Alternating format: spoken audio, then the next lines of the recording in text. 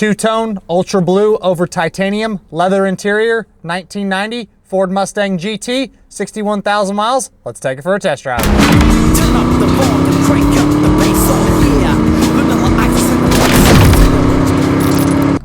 the It would be the weirdest week possible if we don't drive at least one Fox body here at PC Classic Cars. And as always, this is a great one. It is a 1990 Ford Mustang GT, and I love the fact that it's a two-tone car.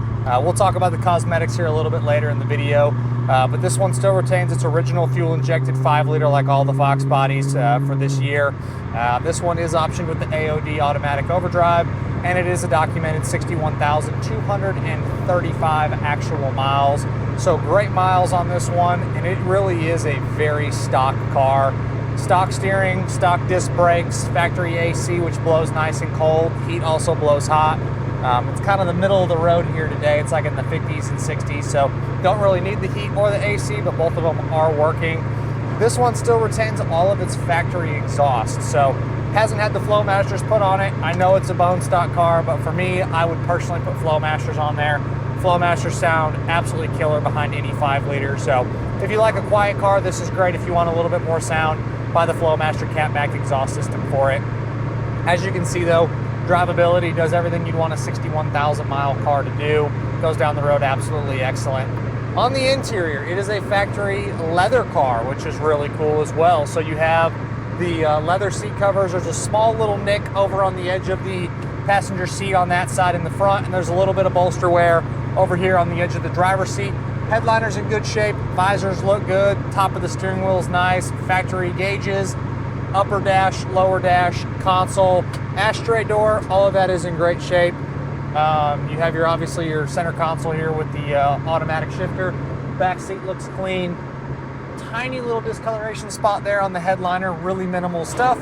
Check this out, you still got your factory working map light, which is usually about a 50-50 shot if those work or not, but that one is good to go. Glove box opens and closes properly. You do have a little stereo remote in there. The one thing that we have listed is not working on this one is the aftermarket Pioneer stereo. It's not playing any sound.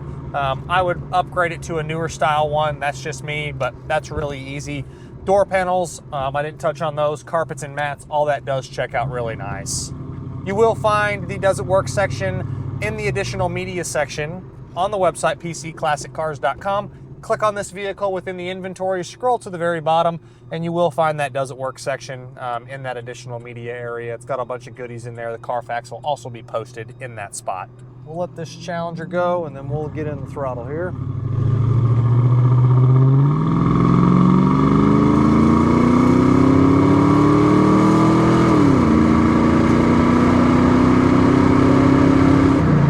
For a bone stock little GT, definitely runs well. No complaints mechanically. On the underneath, as you'd expect, a 61,000 mile car, super solid. Floors look good, frame rails are great, no rust issues. Minor surface corrosion on the non-painted parts, but it's all to be expected, but nothing that is concerning or an issue. All of your VIN tags are all the way around this car. Front bumper, rear bumper, bottom side of the hood, bottom side of the deck lid, both of the front fenders and both of the quarter panels in the back, also the bottom sides of both the doors. So you have all of your VIN tags. You also have your data tag over here in the driver's side door jamb, and you have your VIN up on the dash where it's supposed to be. So all of your VIN tags, data tag, all match up and are ready to roll. On the exterior, it is coated as a factory two-tone car, ultra blue over titanium. I think the hood and maybe the roof, maybe the hatch in the back is original paint. It's got its imperfections, it's got its touch-ups, but I do believe it's had some paint work. I think the titanium down low has been repainted. And then parts of the sides of the car look like there's been some paint work, but it all matches and it's all clean. A little bit of haziness on the top of the hood, other little kind of swirls, imperfections, little touch-ups, flaws kind of around the car. There is a touch-up on the A-pillar on the passenger side, a little larger touch-up there. Some small spots on the roof. Overall, for being kind of a partial original paint from what I believe and partial repaint, it still shows well. It's a good looking car, kind of indicative of a 61,000 mile kind of survivor style Mustang. You'll see photos of all the nitpicky imperfections I'm talking about in that additional media section on the website, pcclassiccars.com. So make sure you guys check that out to see all of the little imperfections that I'm talking about. got your stock wheels, really nice tires. I do believe they're a 2025 date code on the tire. Make sure you look at the doesn't work section. It'll have the date code up there just in case my brain is foggy here on a Friday if I don't remember it 100%, but I do think that they are a 2025 date code on these tires. Driving position's great. Obviously being a 90, there is no tilt, but you still have your cruise control, which works properly. Left and right horn buttons both work. Appearance of looking over the hood, out the windshield, very clear and easy to see. Couple very minute little road imperfections on the windshield. No bullseyes or spider cracks, anything like that. Power windows, power locks, and power mirrors work properly. You have your rear defrost button. It kicks on, it kicks off. You got your flasher button, which works as well. You got your headlights. You also have your fog lights. All that's working properly. Got your dimmer switch here.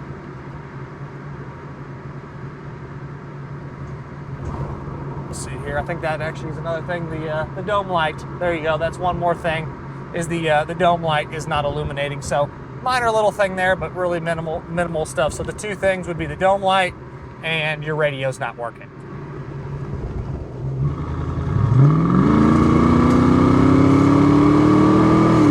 That AOD downshifts exactly like it should. Again, with this one being factory Ford exhaust, you really hear more motor than you do the exhaust.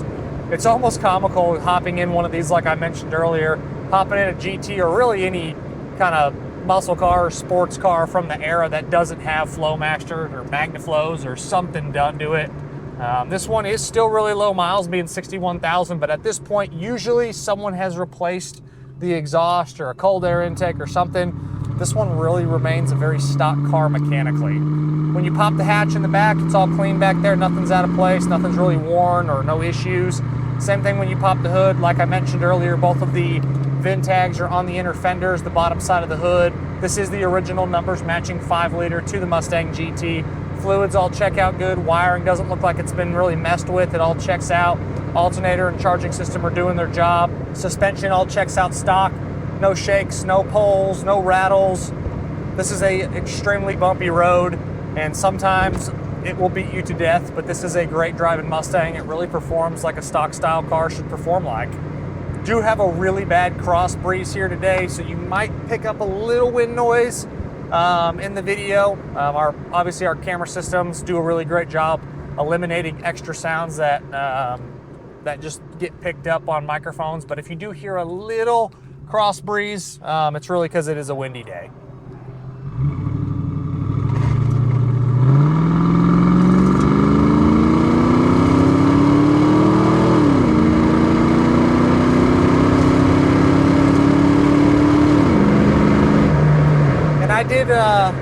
I do see one little stone chip over there underneath the passenger side wiper arm. So there is a little stone chip over there, but again, it's all real minimal stuff. Just like to be as transparent as we can possibly be here at PC Classic Cars. And as always, I'm Michael. This is a 1990 Ford Mustang GT with 61,000 miles from myself and everybody else here at PC Classic Cars. We appreciate y'all stopping in to watch another one of our test drives. Make sure you check out all of that killer content we're posting across all the social platforms every single day. We'll catch you guys on the next video. Oh, check out the additional media section. If I haven't said it 10 times, I'll say it for the 11th there. I want you guys to really see that. Thanks again for watching, everybody. Turn up the volume, crank up the